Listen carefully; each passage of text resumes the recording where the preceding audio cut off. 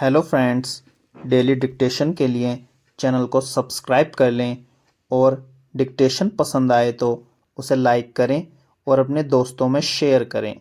यह dictation 5 second बाद शुरू होगी।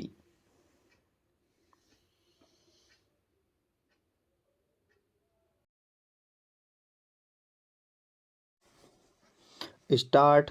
पिछले सप्ताह जब दिल्ली के नए मुख्यमंत्री का शपथ ग्रहण समारोह देख रही थी, मुझे स्वीकार करना पड़ा कि एक ही राजनीतिक दल है जो हारने के बाद अपनी गलतियां सुधारने का काम शुरू करता है, और वह है भारतीय जनता पार्टी।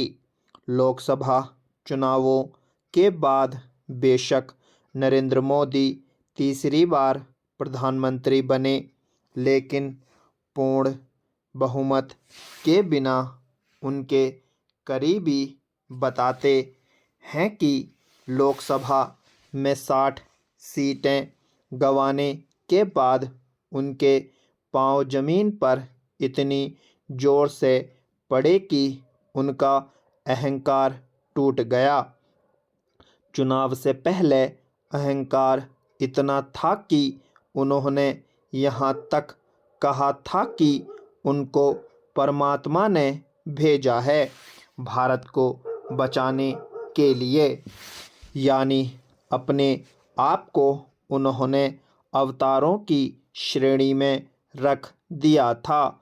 चुनाव के बाद इस तरह की बातें उनकी ओर से नहीं सुनाई दी हैं। रामलीला मैदान में जब रेखा गुप्ता ने मुख्यमंत्री की शपथ ली तो मोदी मोदी मोदी का वह पुराना नारा कम सुनाई दिया और भारत माता की जयकार ज़्यादा। मंच पर भारतीय जनता पार्टी के मुख्यमंत्री और मंत्रियों को दिखाकर शक्ति प्रदर्शन ज़रूर किया पार्टी ने, लेकिन मंच पर चंद्रबाबू नायडू भी दिखे, एकनाथ शिंदे और अजीत पवार भी, और उनको पूरा सम्मान दिया गया। ऐसा लगा कि भाजपा के रणनीतिकारों ने लोकसभा चुनावों के बाद सीख ये ली है कि मतदाताओं को राजनेताओं में अहंकार अच्छा नहीं लगता है। शायद यही कारण है कि हरियाणा, महाराष्ट्र और अब दिल्ली में पार्टी ने शानदार जीत हासिल की है।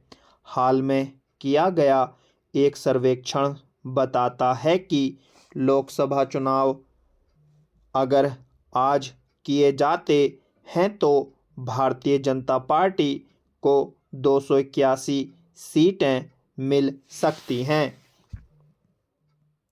जो अहंकार भारतीय जनता पार्टी में दिखता था, अब कांग्रेस पार्टी में दिखने लगा है।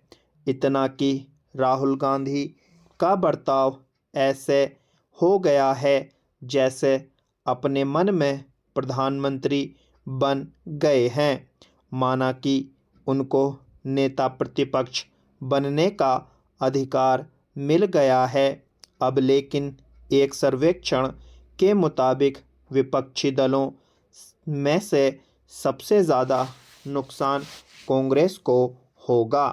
अगर आम चुनाव आज होते हैं, कांग्रेस की सीटें 100 से गिरकर 78 हो जाएंगी।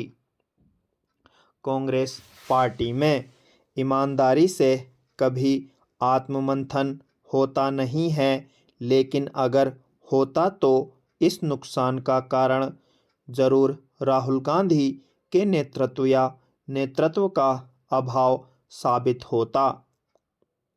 राहुल गांधी में इतना अहंकार दिखने लगा है कि लोकसभा के अंदर और लोकसभा के बाहर जब भी कुछ बोलते हैं तो निशाने पर रखते हैं प्रधानमंत्री को।